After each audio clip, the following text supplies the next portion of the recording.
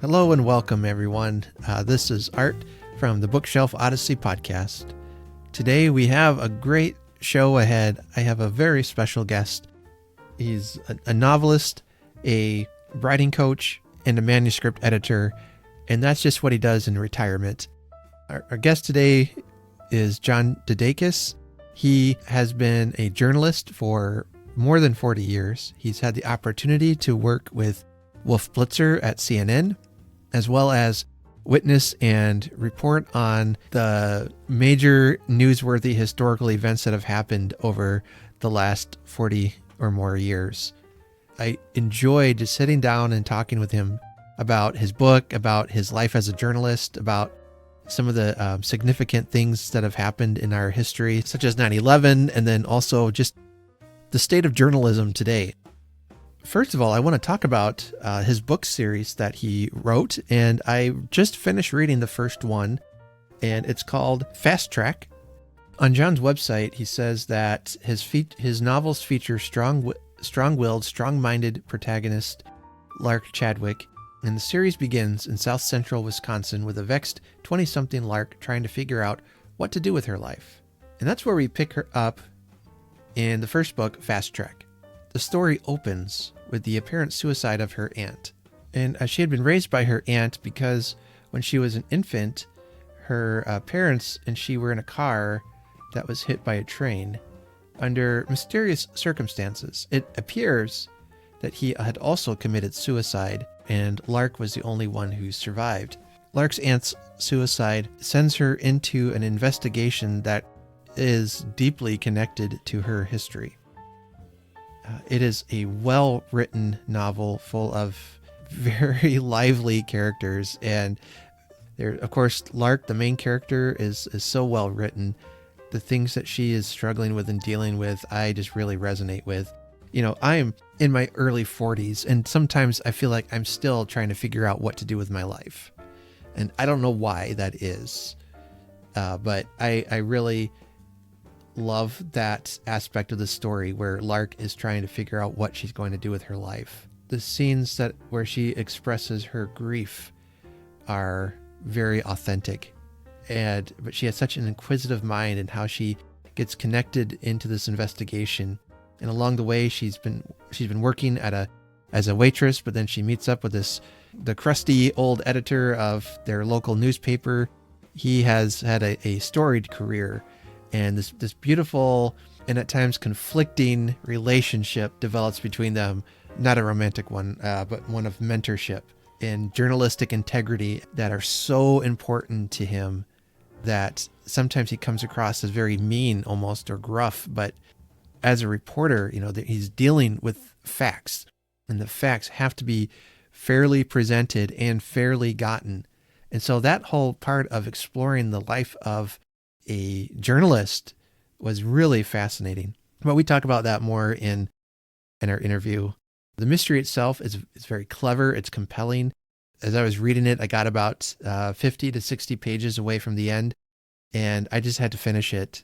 I couldn't wait. So I stayed up late and finished the book, and it was worth every minute of lost sleep that I got. And I can't wait to read the next one. But he has just written a new one out, and it's called Fake. It is part of the Lark Chadwick mystery series. And I think it's the 5th novel now in that series. And in that book, she has advanced her way up to being a reporter in the White House. And the First Lady dies under mysterious circumstances, as people are wont to do in mystery novels. The themes of that book, he says, are, he's talking about, is going to tap into the culture of fake news, of shoddy journalism. Some things that he's just really passionate about are going to come out in that book, I think, and I can't wait to read it myself. The first book in the series is Fast Track. It's by John DeDakis, and I'll have the links for his books in my show notes. So without further ado, I'll go ahead and play our interview, and then I'll pop on here at the end just to wrap up a few things. And so enjoy.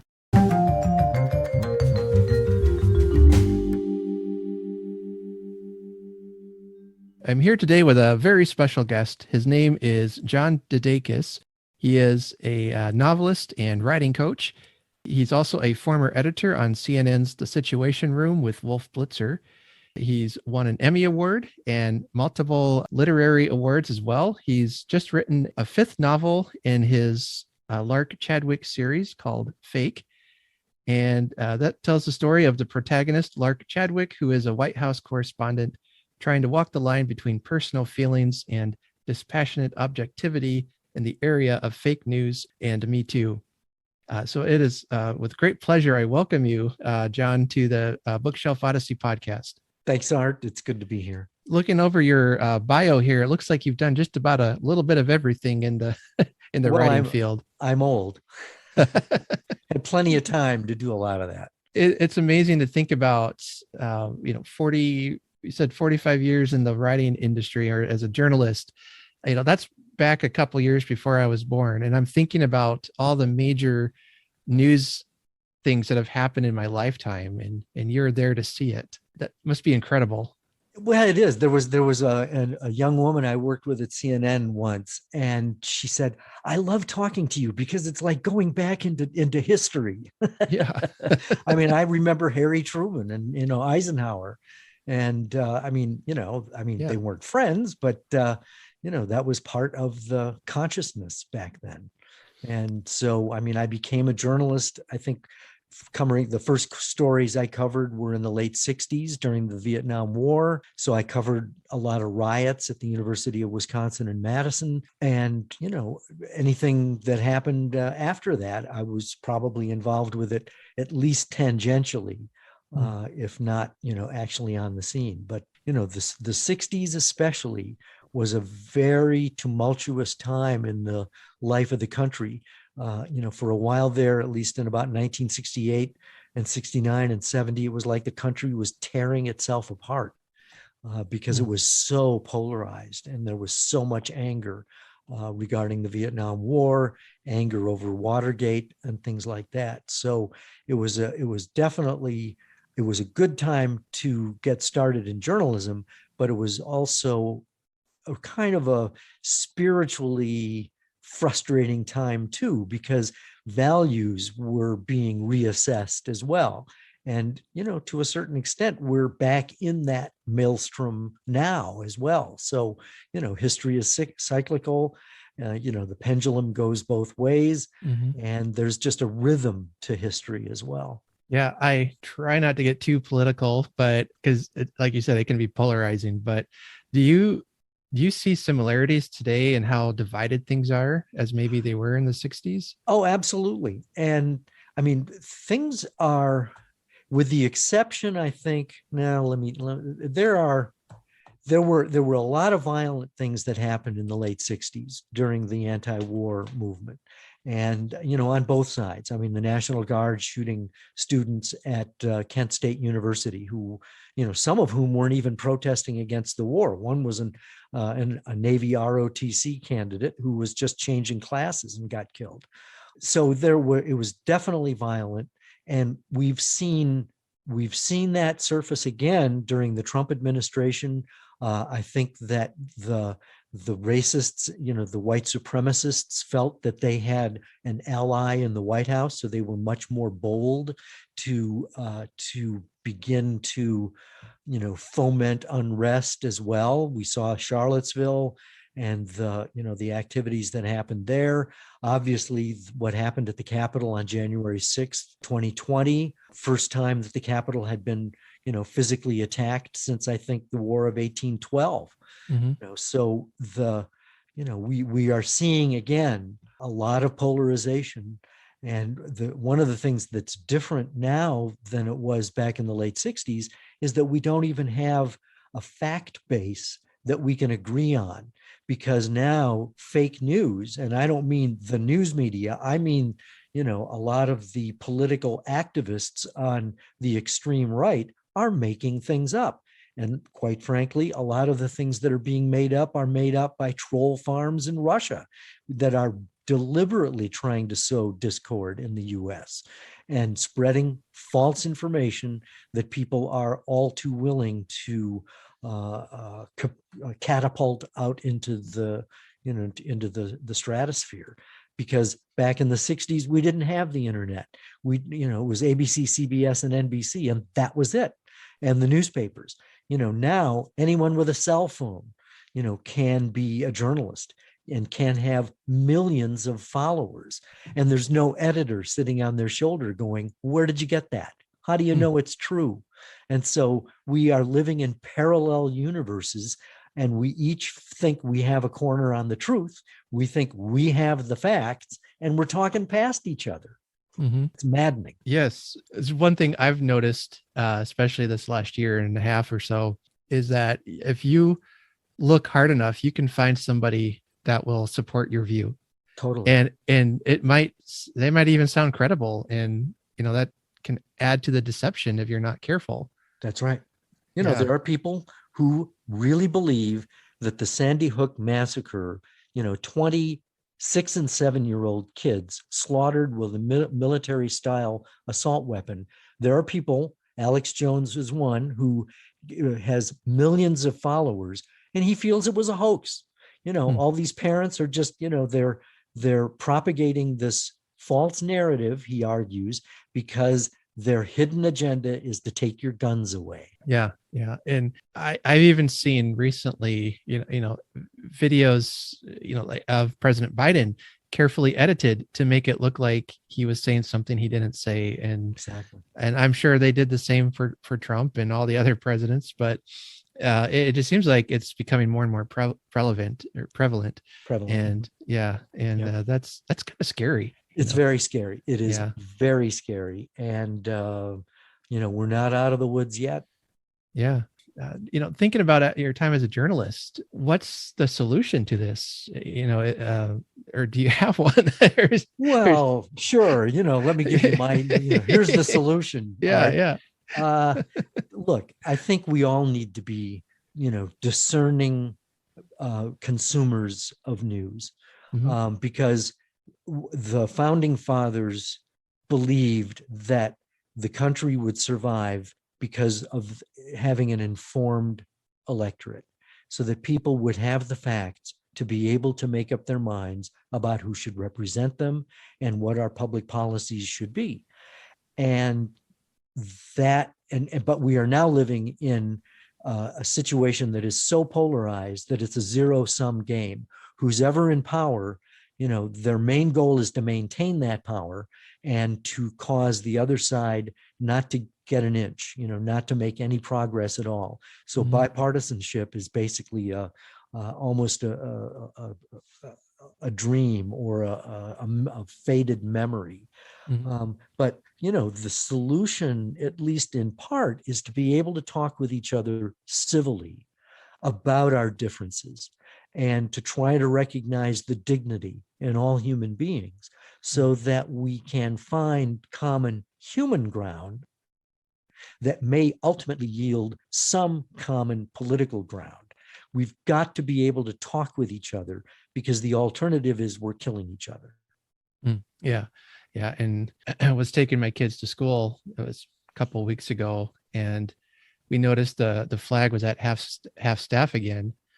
And one of my kids just said, well, why is it there? Why is it now? What happened now? And I don't recall what the situation was there, but we got talking about that. Like, what? I feel like that flag has been flying half staff for more times than not, because of the different tragedies we've had to deal with this year. I really like what you said about treating each other with that human dignity that is lacking, I think, at times, especially in certain circles. And maybe that's all I'll say about that. But but you're right. I think you're right. Yeah, exactly. That we are, human life is something I hold in value. That sure. This is for me. It's why a lot of those the shootings and all the assaults that have been happening and all that stuff, it grieves me, because it's showing a lack of compassion, a lack of empathy. Yes. And it's true on both the left and the right. I think both extremes have gotten so angry that they are losing sight of the dignity of the other side. Yeah. How did you get into journalism? What's the story? What's your story there? Well, the story was I really wanted to go into law. My dad was a lawyer, and he and I were going to go into practice together. And I was going to use the law as a stepping stone to get into politics. And I mean, to be honest with you, I really, for the longest time, probably from when I was 10 until maybe I got to college, that I was seriously grooming myself to, run for alderman and mayor and governor and eventually run for president. I mean, that was the plan. I was probably a little far-fetched, and for the good of the country, I went in a different direction because at the University of Wisconsin in Madison, when I went to school, I mentioned the anti-war activity. There was just so much overheated rhetoric. And I just knew that whoever was trying to spin me in one direction or the other was leaving something out that would undermine their position. And I didn't know what the facts were. And so I volunteered at a campus radio station. I covered the riots, but I never participated in any of them because I wasn't really sure which side I was on. So that's really how I got into journalism, to find out the facts. You came in at a very volatile time, Right. like we were saying, in the 60s, with all the hate and the riots and the anger and everything. And then you get to see, the President Nixon get kicked out or quit, because of all that cover up and deceit. And it just seems like it's just been this ongoing problem. But as a journalist, you got to be thinking that, this is this is big news, and I'm here to record it. I don't know. Well, and one of the things that's the underpinning that you're talking about, you mentioned the word deceit. Yeah. I think that, in the 50s, that was an era of innocence. And it wasn't until, when Kennedy was assassinated in 63, that was, I think, the beginning of when we lost our innocence as a country.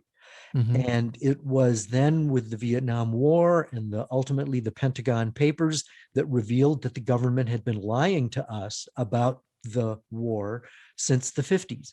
And the government knew we were losing. They knew it was an unwinnable war, but they kept lying about how effective we were doing. And if we just throw more bodies at the Viet Cong, we're going to turn this around. The light is at the end of the tunnel.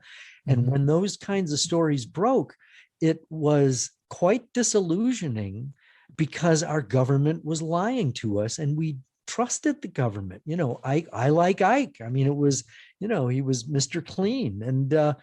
And so I think that was the beginning of the cynicism that was happening about government.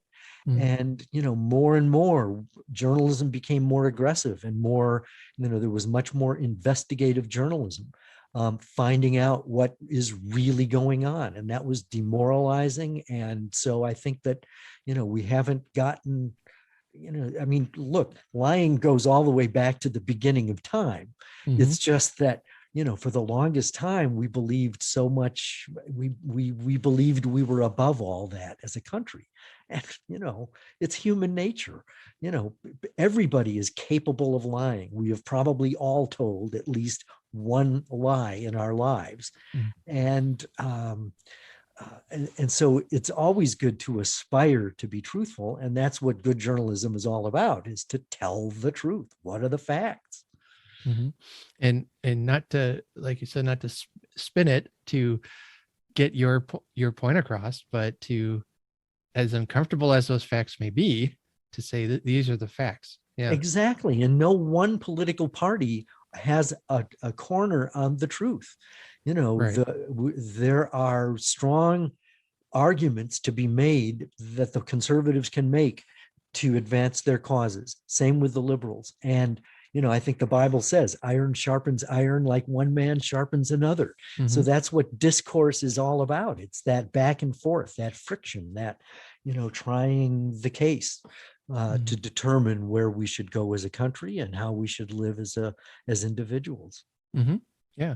And, as difficult as that process may be, it's good, like you said. Yeah, and it's painful. Yeah. And it takes compromise. It takes acknowledging the person as, as like you were saying, the human dignity of the person.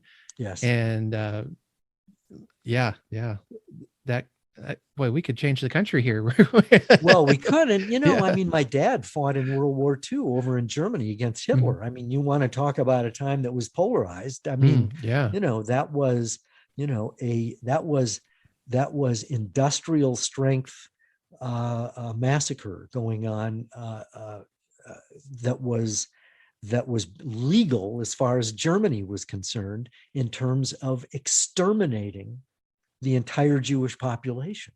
I mean, Mhm. how evil is that? And I mean, we still see things like that happening in pockets around the world. But the United States came along and helped to, free the world from that tyranny. Yeah. Um, so thinking about again, as a journalist, now I think I read you received your Emmy Award for coverage of 9/11. I Was did, and I don't really like to make a big deal about oh that because sure. I hardly did anything. I mean, I was off duty.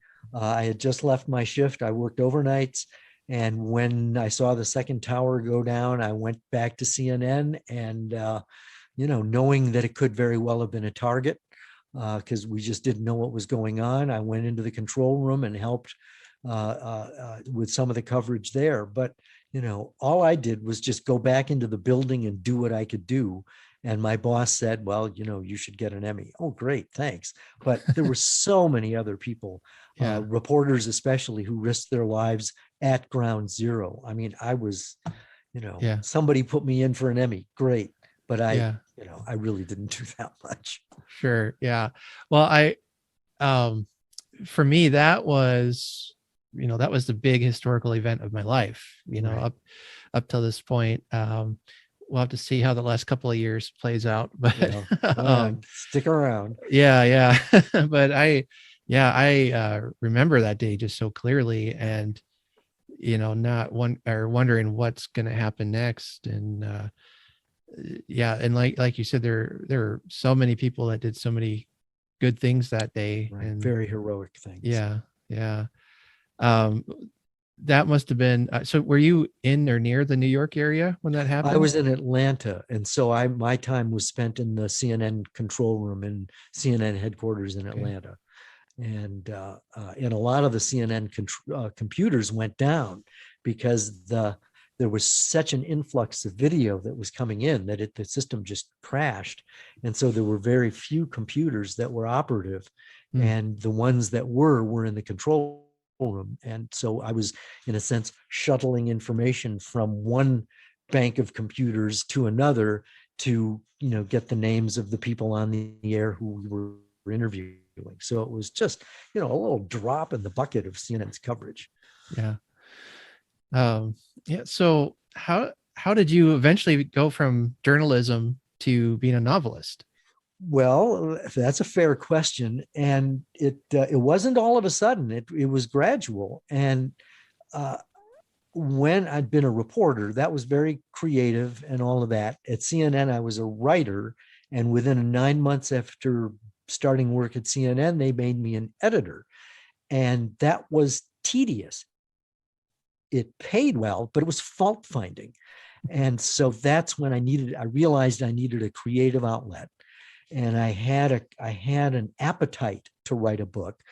And so I started doing research on a friend of mine who was murdered in South Georgia. And I had access to his widow and his writings and his mistress. And, it would have been a good story. Mm.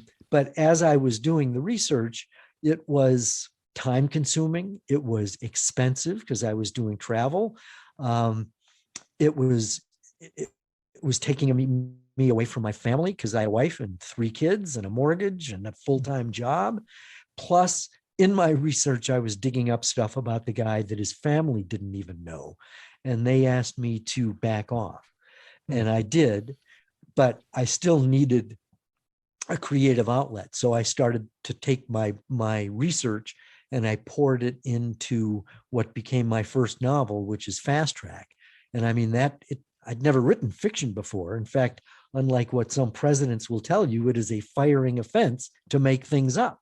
So it wasn't easy to start writing fiction. I had this, this firewall in my head, that you just can't make stuff up. Well, once that firewall went down and I was able to write fiction, well, the rest is history. And so, I took all my research from the biography I was writing, and that got sprinkled into Fast Track, which took, I don't know, it took 10 years to actually get the agent that I've got. She's the 14th agent that I queried. And the novel went through, I think, 14 major revisions. She's the 39th agent I queried. So I tell my writing students, if you take good notes, I'll save you 9 years in the process. There you go.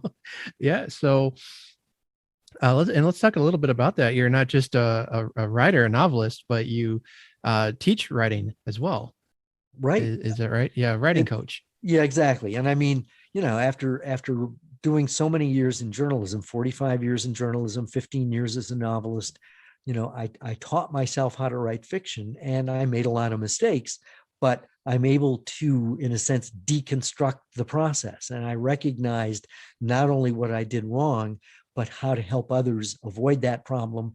I can look at a person's manuscript and, make suggestions on where they may want to make changes.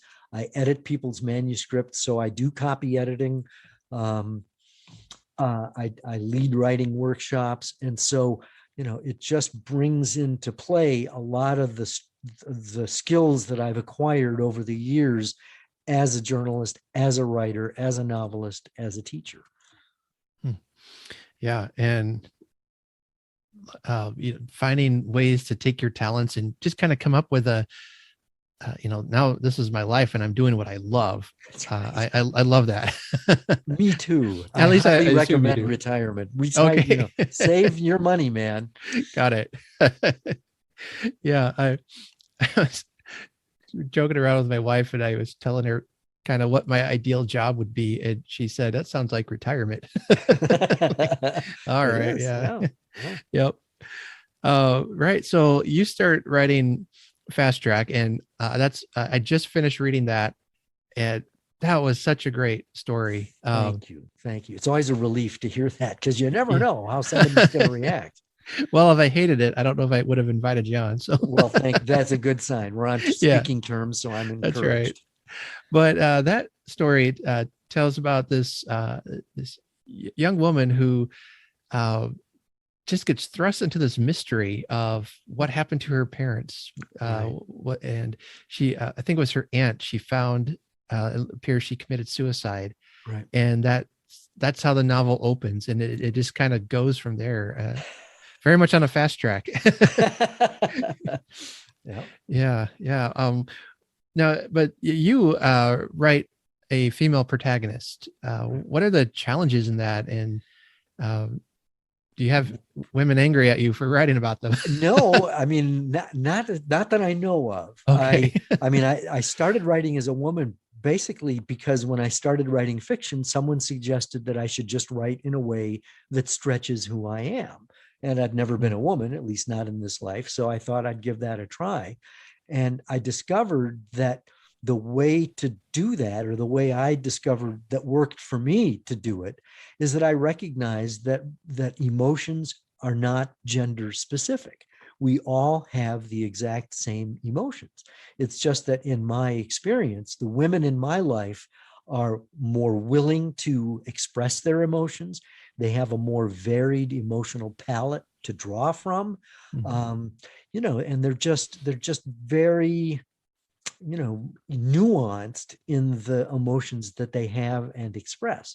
So then it was basically taking myself as a person and the emotions that I have, but putting a skirt on them, I guess is probably the best way of putting it. And then in order to make sure that women didn't get mad at me, have some of my beta readers, some of my early readers of the manuscript be women who were Lark's age, who would tell me what's working and what's not. Because remember, I worked at CNN for 25 years. So that's 25 years worth of young women who were in their early to mid 20s who would tell me their stories about their boyfriends and their careers and their parents and their families. And I would just absorb these stories and ask them questions. And I learned a lot more about what it's like to be a woman. And frankly, it's a lot different than what it's like to be a guy. Mm-hmm. And so I think I became probably a better man for the relationships that I was able to cultivate with women.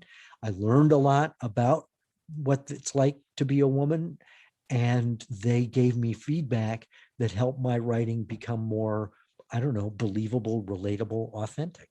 Mm-hmm. Yeah, I always, some of my favorite historical or fictional characters I have been like men written by women or women written by men. Sometimes that can go terribly wrong, but like you said, if you don't communicate with them, but I don't know what it is about that, but almost down the line, my favorite characters are written by someone of the opposite gender. And That's interesting. yeah, It would be interesting to talk to those authors to find out how they did it. yeah. For instance, one of my favorite mystery writers is Louise Penny, Right. and her Inspector Gamache series is Right. just, Exactly. it's just perfect. Yeah. Yeah. Yeah. And no one gives her grief about, writing as a man, right? Right. Maybe they do, but she's certainly, she's got chops. She does. And I like, just for that character, I like how he's able to be sensitive and able to have those emotions and not be that toxic kind of male that we associate leadership with. Yeah. Yes. Oh, well said, sir. Yeah. But I like I said, I finished the first novel, and now your new novel, we find her as a White House correspondent, I believe. Right. That's the fifth novel I've written. Fifth novel. So now I'm really looking forward to reading how she goes from starting a job at a small newspaper to the White House correspondent. So it can be done. It can be done. Yeah. Sorry, I've got sunshine in my face here. It's fine. Yeah. So tell us a little bit about your new book. What's going on in your new story? Well, by the time Fake comes along, that's the title of the most recent one. Lark is a White House correspondent at the Associated Press, and she has a personal relationship with the First Lady, actually the President and the First Lady, because she was covering them in Georgia when she worked there, and President Gannon was governor of Georgia running for president, and they struck up a friendship back then. I wouldn't even call it a friendship back then, but when she covered the White House in Bullet in the Chamber, which is my fourth novel that precedes Fake, we learn in that book that the First Lady gets pancreatic cancer, and Lark knows it because the First Lady has confided in her, and Lark has negotiated an embargo so that the news will stay private, at least initially. But in the meantime, Fake begins when she is doing regular interviews with the First Lady, so that the First Lady can, in a sense, help the First Lady write her own memoir. And Lark is writing a biography of the First Lady. And in that very first scene, the First Lady dies, as they're talking. And that launches the story. Whereas Bullet in the Chamber, the preceding book, it's Lark's first day on the job as a White House correspondent, and the White House briefing room is attacked. So, she's right there in the thick of it, right place, wrong time. And that, again, is what happens in the beginning of Fake. Lark has to, in a sense, cover a grieving president. And she herself is grieving the loss of someone very close to her who died in Bullet in the Chamber. So I can't give away too much information other than, to let you know that one book, bleeds into the next book, but at the same time, each story is meant to stand alone. so that I try not to spoil it for you. If, there was one guy recently who read Fast Track like you did, and then he purposely jumped to fake to see how I evolved as a writer. Which was kind of interesting. He said, "Yeah, you've gotten better, but you were good in Fast Track." So that was nice to hear. Oh, good. Yeah. Yeah. Oh, yeah. I like to read. If there's an author I like to read them chronologically, because you do see that develop. And Right. I don't. I find that interesting. But when it comes to a series, I have to read them in order. Okay. If I don't, even if you can read them out, it just drives me crazy personally. Sure. Oh, And exactly. Well, be that so, way. And that's I, right. I appreciate it. But the next novel that you'll be reading is Bluff. Mm-hmm. And that's set in southern Wisconsin and also along the Inca Trail to Machu Picchu in Peru. Oh, okay. Wow. So it's going to Something be to look forward all to. over. Yeah. Yeah. Great. So what are you, what's next for your character? More books? Are you working on more? I have to, because I really left Lark hanging on a major cliffhanger at the end of Fake. So there are a lot of unanswered questions about where she goes with her life. Mm-hmm. And quite frankly, I don't know the answers either. So book 6, the working title is First Friend, because of her friendship with the president, but I'm not sure how that's going to play out yet. And so soon, I'm not exact, probably within the next month or so, I'll start turning my attention to that. I've neglected it. I've taken some notes and I've done some rough writing on it, but I've set that aside because I've been working on a memoir. Basically, and that's for the last year I've been working on that. And the title is called Pivot Points, A Life of Plot Twists. But because I've tried to identify those pivotal moments in my life that have brought me to where I am now. And I'm almost done with the first draft. So it's still got a ways to go.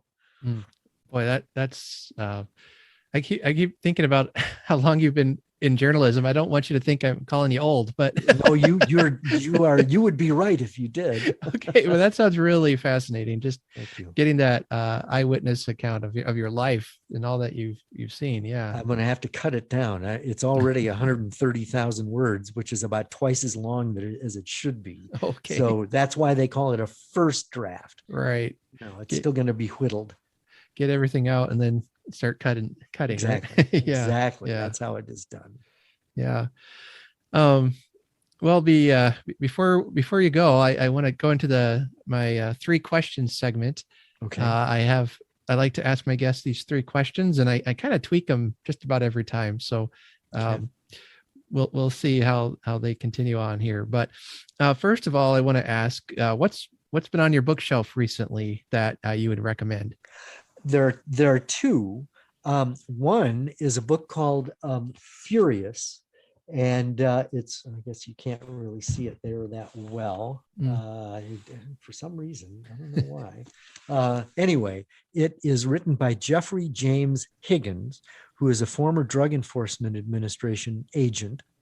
And the premise is he also in this novel writes as a woman who is grieving the loss of her infant daughter, which happened about 6 months before the story starts. And she is a surgeon who is just ready to begin her residency or her internship at a hospital, I think in Boston. Her husband is also a doctor. And, anyone who has lost a child can tell you that grief is not only intense, but it's personal, and people grieve in different ways. And they have, her and her husband have been grieving in different ways. And so he's trying to get her to snap out of it. And so he rents a yacht, and they're going to sail from Bali to the Maldives. It's like 2,000 miles, and she's afraid of the water. What could possibly go wrong? Oh, yeah. And it's gripping. Everything I have ever taught my writing students about how to write, Jeff Higgins does. He does it really well. It is a taut page turner called Furious, Sailing into Terror. And the other novel is written by a friend of mine called Steve Rogers. And Steve has written a book called Into the Room.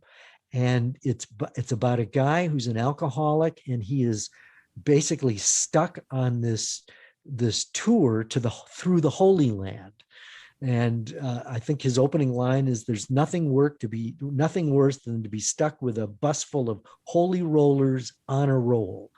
And so here he is, knowing that he's got an alcohol problem, trying to hide it. And he is surrounded not only by, Bible believers, but he is immersed in the Holy Land where, the Bible originated. And it's an interesting read, because not only does he come face to face with his own shortcomings, but he also comes face to face with, the spiritual history of the world. Wow. Yeah, those sound great. I'm going to add them. Yeah. Definitely. And then when did you first realize that words have power? Probably when I first started saying no to my parents when I was a kid.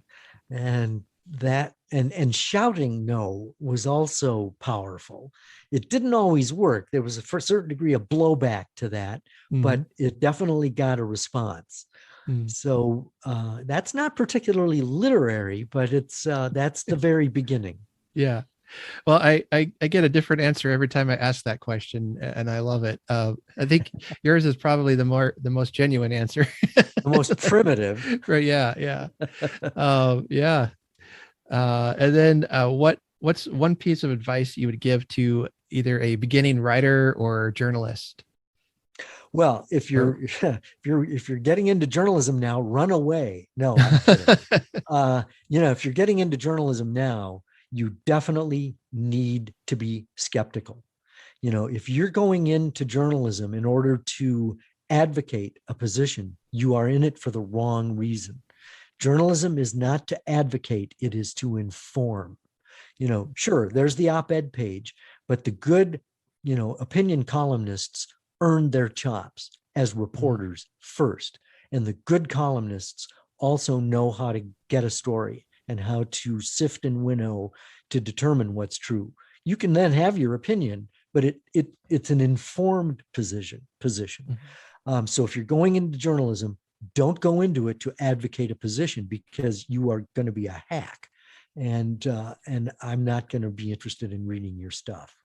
If you are interested in writing, and especially writing fiction, I would encourage you not to be discouraged, because you're going to find that it's probably not as easy as you thought it was, and it can be very overwhelming. And often people, they'll start out, they'll get this idea that, came to them in a dream, and it's like it laid itself in their lap whole, and they'll start writing enthusiastically, and they'll get about 50 pages in, and then they'll realize, well, they hadn't really thought it through that carefully, and all these other ideas are assaulting them, and they get overwhelmed and discouraged, demoralized, and they give up.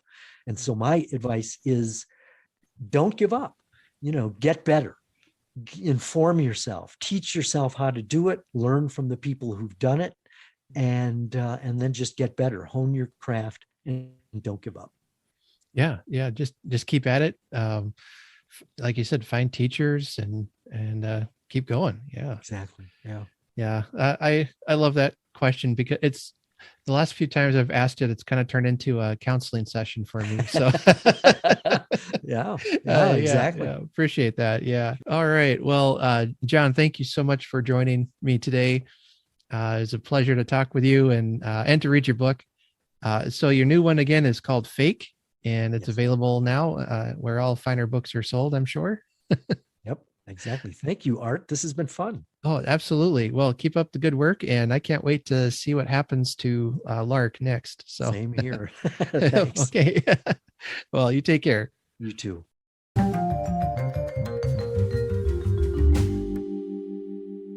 Well, thanks again, everyone, for listening. And if you're able, please give a rating and review on Apple Podcasts or wherever you're able to do that. That really does help out our show greatly. So I appreciate that. I'm going to have guest Kate Howe on the show next week. She is a BookTube host. She posts reading videos on YouTube and has a great community that she's been a part of there for a couple of years now. And next week's going to be our Christmas episode, where we're going to talk about some recommended Christmas and winter reads that will help put you in the mood for Christmas and put you in the mood for the winter season that is upon us. I'm really looking forward to that. I've been a fan of her channel for many years, and I'm just over the moon excited to have her on the show. If you have a book recommendation or you want to let me know what you're reading, please go ahead and email me that or reach out on my social medias. I'm at Bookshelf Odyssey Podcast at gmail.com, as well as you can check out the YouTube channel for other additional video content I'm posting there, more or less weekly. So until next time, let me encourage you to explore your bookshelves and just keep reading. Take care.